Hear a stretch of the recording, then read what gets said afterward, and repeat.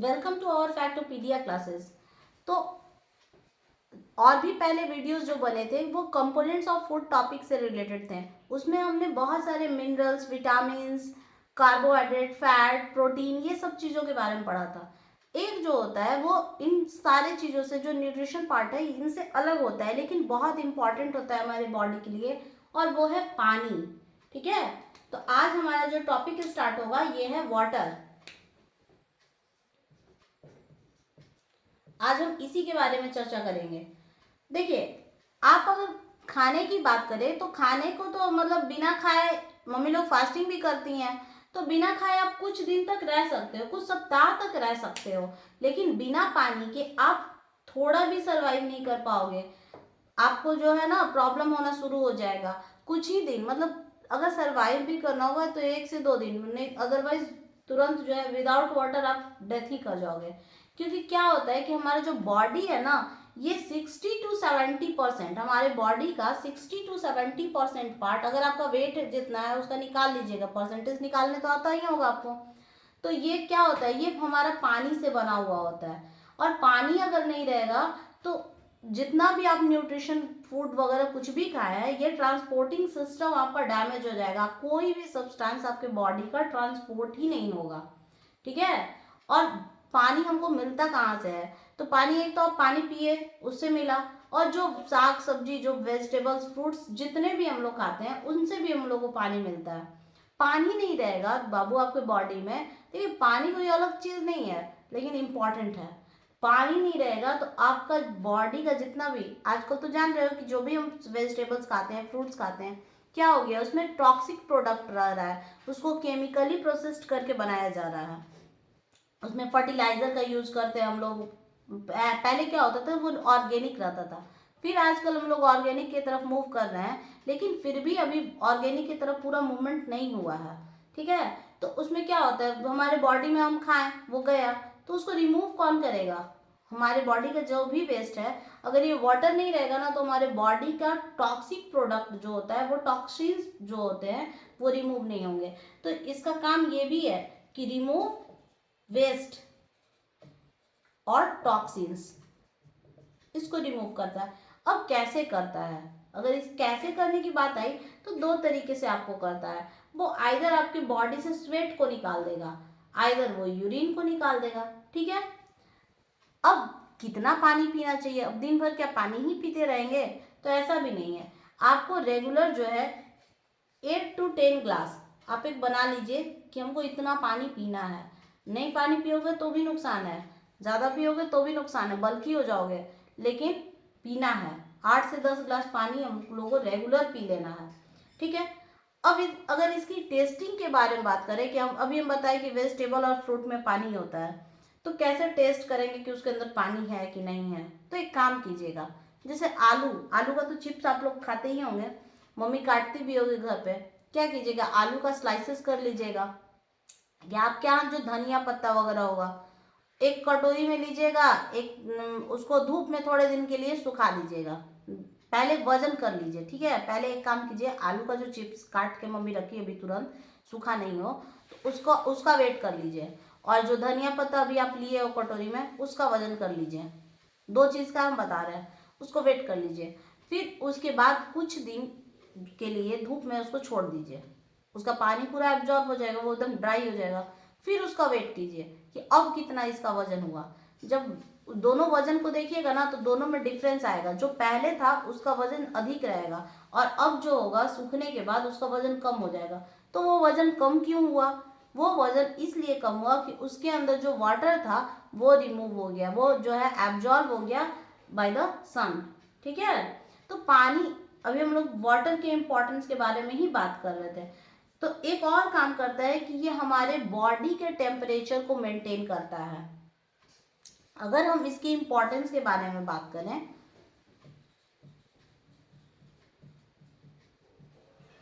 तो इसका ये भी काम है, क्या काम है? रेगुलेट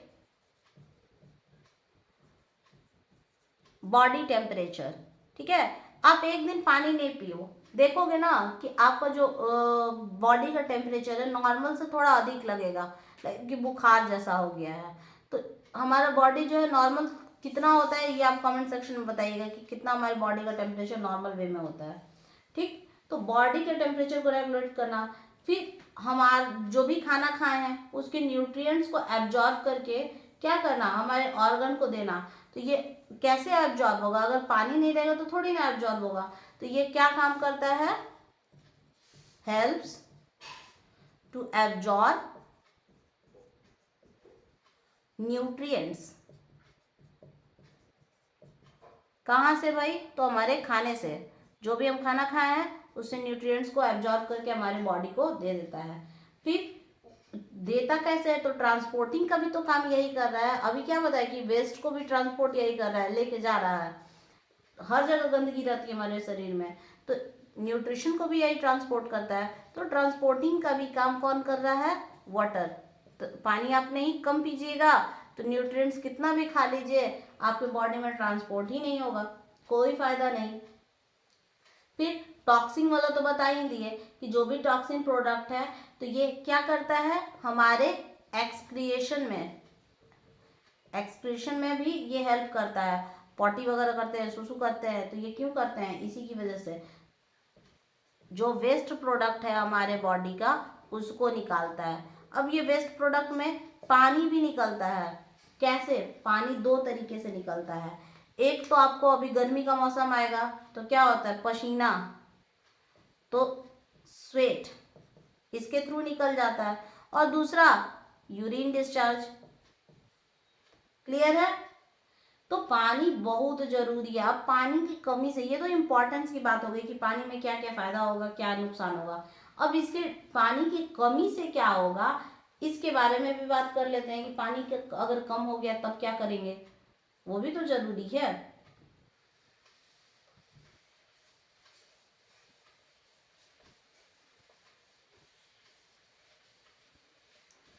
पानी कम पीजिएगा ना तो क्या होता है, आपको ना सुबह जो आपके बाउल मूवमेंट है वो भी प्रॉपर वे में नहीं हो पाएगा। देखते हो क्या कहा जाता है, डॉक्टर कहता है कि सुबह उठ के एक गिलास पानी पीजिए। क्यों कहता है, ताकि आपको जो बाउल मूवमेंट है वो सही से वर्क करे, तो वो भी जरूरी है पानी। ठीक, अब वाटर की डिफिशियंसी के बारे में हम लोग बात करते हैं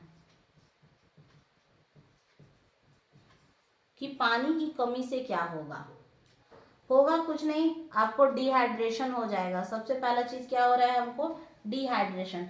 डिहाइड्रेशन के बारे में पहले भी बता चुके हैं हमारे प्रीवियस वीडियो में कि डिहाइड्रेशन क्या होता है, कब होता है, लूज मोशन के टाइम में होगा। अगर डिहाइड्रेशन होता है तो आप लोग बताइएगा आपके घर पे क्या दिया जाता है, या तो आपको नमक चीनी पानी दी जाती होगी, नहीं तो दिया जाता है ORS। ORS दिया जाता है ना, छोटे बच्चों को कहते हैं ORS का घोल दीजिए, दांत वगैरह निकलता है उस टाइम, क्योंकि दांत जब निकलता है तो बच्चे ज़्यादा पॉटी करते हैं। तो ORS, ओरल रिहाइड्रेशन सॉल्यूशन, इसका फुल फॉर्म आप याद रखिएगा। ठीक है, कभी कभी पूछ देता है, ये आप ही के नहीं, ये जो 6, 7, 8, 9, 10 ये जितने भी क्लासेस होते हैं ये आपके बाद के लिए इम्पोर्टेंट है। अगर आप इन क्लासों में मेहनत कर लिए तो आप कभी भी अपने जॉब की तैयारी कर लेते हो आगे के लिए। ठीक है, तो डिहाइड्रेशन के टाइम हम देते हैं ORS। अब पानी कम पिएंगे तो और क्या होगा, तो ब्लड जो है आपका खून ही तो आपके न्यूट्रिशन को लेके जाता है, उसमें भी तो पानी है।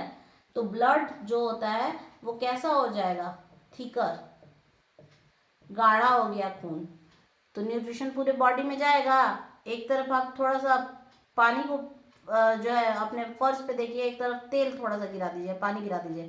तेल जो होता है इसकी डेंसिटी अधिक होगी, थोड़ा थिक रहता है, वो जल्दी मूव कर पाता है, पानी जल्दी से फ्लो कर जाता है।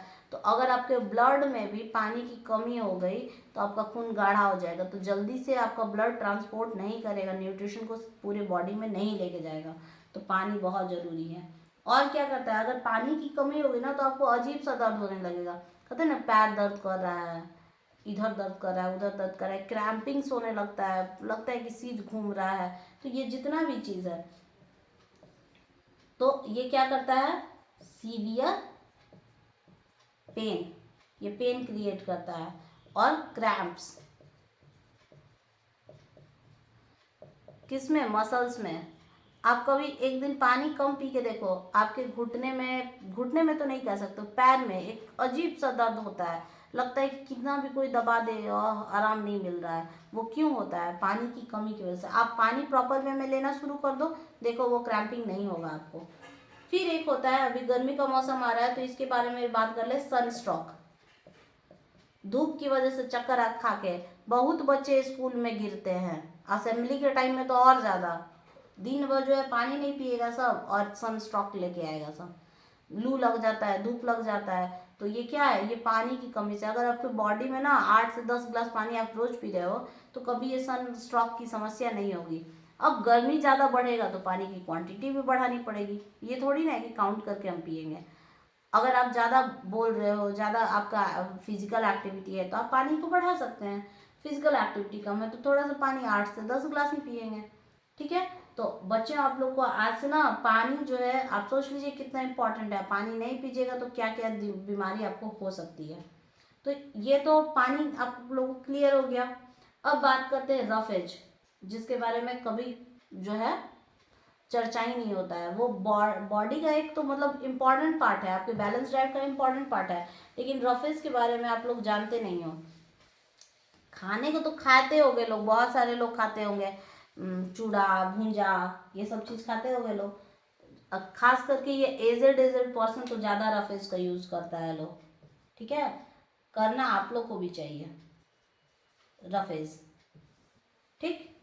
नाम ही से स्पष्ट है, लग रहा है कि कुछ रफ सा है, तो एक्चुअली रफेज होता कुछ नहीं है, ये है फाइबर। रफेज को दूसरी भाषा में आप कह सकते हो कि ये फाइबर है। क्लियर? कैसा फाइबर है भाई? देखिए, आप कार्बोहाइड्रेट जो है बहुत सारा खा चुके हैं, तो जरूरी तो नहीं है कि सारा कार्बोहाइड्रेट, अब उसका कुछ तो बचेगा। कभी आप जूस के दुकान पे भी देखे होंगे कि जब आप उसका जूस निकाल देते हो तो उसका क्या, उसका स्लज बच जाता है पीछे से। तो यही चीज़ है, तो जो उसका कार्बोहाइड्रेट का अनडाइजेस्टेड पार्ट है ना, ये वही रफेज होता है, ठीक है। इसको लिख लीजिए, undigested part of carbohydrates. Clear है? अब कैसा कार्बोहाइड्रेट कहाँ कहाँ से मिलता है ये आप लोगों को याद है, और जिनको नहीं पता है वो हमारे फर्स्ट वीडियो को देखिएगा, उसमें क्लियर है कि कार्बोहाइड्रेट हमारे बॉडी में कहाँ कहाँ से आता है, क्या हम खाते हैं कि कार्बोहाइड्रेट हमको मिलता है। तो और जिनको नहीं पता है देख लीजिएगा पक्का, ठीक। तो जो भी वेजिटेबल्स आप खाए हो,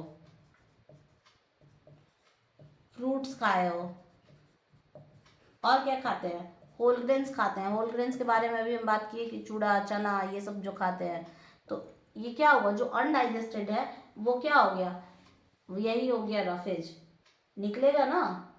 और रफेज जो है आपको मतलब कि फ्रूट, देखिए फ्रूट खाइए, जूस नहीं। हम बहुत अच्छे डॉक्टर से हम खुद कंसल्ट किए हुए थे, तो डॉक्टर बोले थे कि जूस जो है ना सप्लीमेंट के तौर पे आप यूज करते हैं, ठीक है, लेकिन आपको क्या पीना चाहिए, जूस नहीं, फ्रूट खाना है आपको, फ्रूट।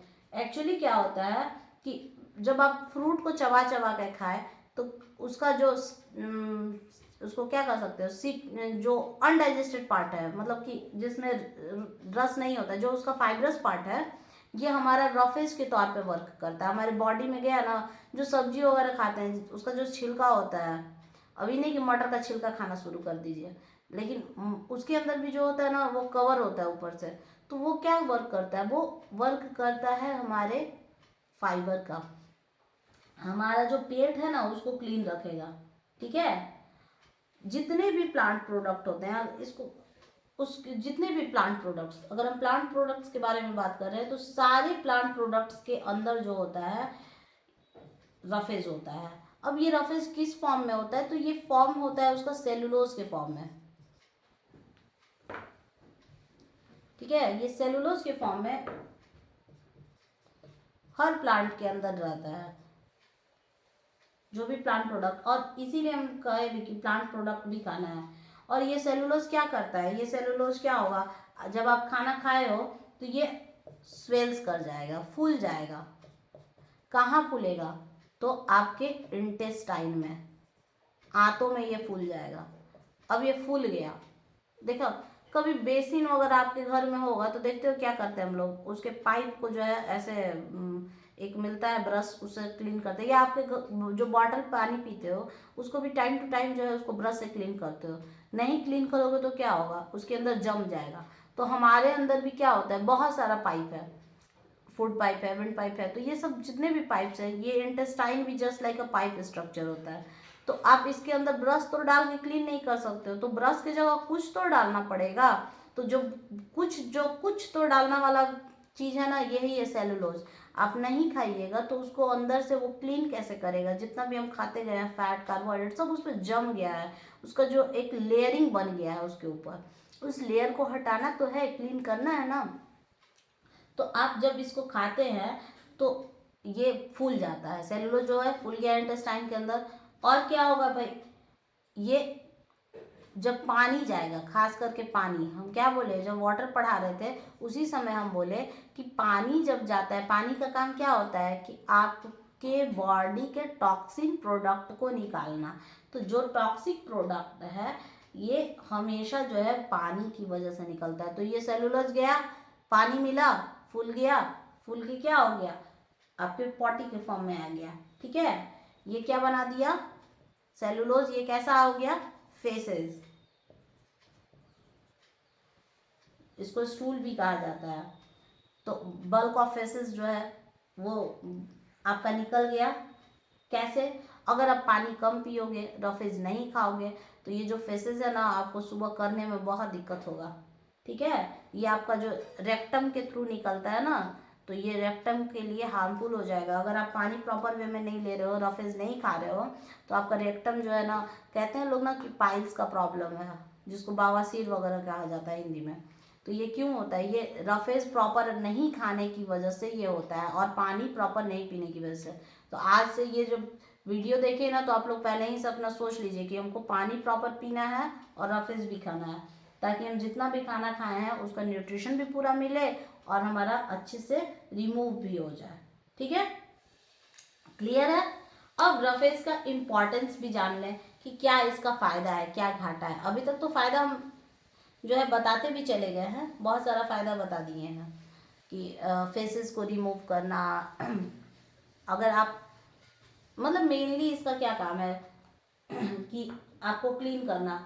ठीक, तो अब इम्पोर्टेंस का अगर डिटेल में बात करें तो एक्चुअली इसका क्या काम होता है, कॉन्स्टिपेशन, प्रिवेंट्स कॉन्स्टिपेशन। जो कब्ज की समस्या होती है, प्रॉपर वे में अगर आप फेसेस को नहीं रिमूव कर पाते हैं, पॉटी आपकी क्लीन नहीं होती है, तो आपको कॉन्स्टिपेशन हो जाता है, आपका खाने का इच्छा नहीं करेगा। तो ये रफेज उससे बचाता है। इसीलिए पहले के लोग क्या करते थे कि शाम के टाइम में चूड़ा चना ये सब चीज़ खाइए। ठीक है, वो लोग बहुत तेज थे, लोग साइंस नहीं पढ़े थे लेकिन बहुत तेज थे। और क्या होगा भाई, प्रॉपर बाउल मूवमेंट। अब बाउल मूवमेंट किसको कहा जाता है, जो भी आपका इंटेस्टाइनल मूवमेंट होता है ना, उसी को हम बाउल मूवमेंट भी कहते हैं। आपका पेट में कोई गड़बड़ नहीं होगा अगर आप रफेज खाए हो। और क्या करता है, रीड ऑफ अनडाइजेस्टेड फूड, पहले भी बता दिए। अगर आप रफेज खा रहे हैं ना, तो आपको वो खट्टा ढकार वगैरह टाइप का समस्या नहीं आएगा। जो भी अनडाइजेस्टेड आप वही खाना एक्स्ट्रा हो गया आपके पेट में, तो वो ऑटोमेटिकली आपका निकल जाएगा और इजी वे में निकल जाएगा। ये पानी को अगर अंदर रहेगा तो ज़्यादा देर तक होल्ड करके रखता है आपके बॉडी में। नहीं तो पानी पिए सुसु ये डायरेक्ट निकलते चल जाएगा। तो ये क्या करता है, ये वाटर को रिटेन, होल्ड करना यानी कि रिटेन, पानी को आपके बॉडी में होल्ड करके रखता है। और क्या करता है कि आपके पेट में, आपको पता है ना कि आपके पेट में एसिड निकलता है। अगर ये आपका पेट है, ठीक है, ऐसा तो नहीं है, कुछ इस तरह से है, जिसको अमाशय भी कहते हैं। तो इसका जो वॉल है ना, ये स्टमक वॉल, यहाँ से एक एसिड निकलता है, जिस उस एसिड का नाम है HCl। यही हमारे खाने को पचाने में हेल्प करता है, या जो भी खाने के साथ बैक्टीरिया या कुछ भी गया है तो इसको मतलब कि मार डालता है। ठीक, और भी इसका है इम्पोर्टेंस, बाद में बताएंगे उसको। तो ये HCl निकलता है। तो ये रफेज हम जब खाते हैं ना, देखिए अब खाना खा रहे हो, ये तो हमेशा सेक्रेट करने लगेगा। तो ये क्या करता है, जो एक्सेस एसिड है उसको ये एब्जॉर्ब करता है। ये क्या करता है, reduce excess of acid, acidity कह सकते हो। ठीक है, अभी तो क्लियर है। देखिए जरूरी तो है एसिड का निकलना, नहीं तो आपका खाना भी नहीं ब्रेक डाउन होगा, लेकिन बहुत ज़्यादा भी जरूरी नहीं है। तो जो एक्सेस निकला है ना उसको ये रिड्यूस करेगा। ठीक, तो आप ये सारे चीज़ों को पढ़ लिए, मतलब ऑलमोस्ट सारे टॉपिक्स कंप्लीट हो गए हैं। एक दो टॉपिक्स बचे हुए हैं, बैलेंस डाइट और माल न्यूट्रिशन वगैरह, तो वो हम आगे की वीडियो में उसको देखेंगे। और अगर आज के टॉपिक से रिलेटेड कोई भी डाउट होगा तो आप कमेंट सेक्शन में हमसे पूछ सकते हैं। और इसी तरह वीडियो को देखते रहिए और लाइक कीजिए, सब्सक्राइब कीजिए और अपने फ्रेंड सर्कल्स के साथ बहुत ज़्यादा शेयर कीजिए। ठीक है, ओके बच्चों, जय हिंद।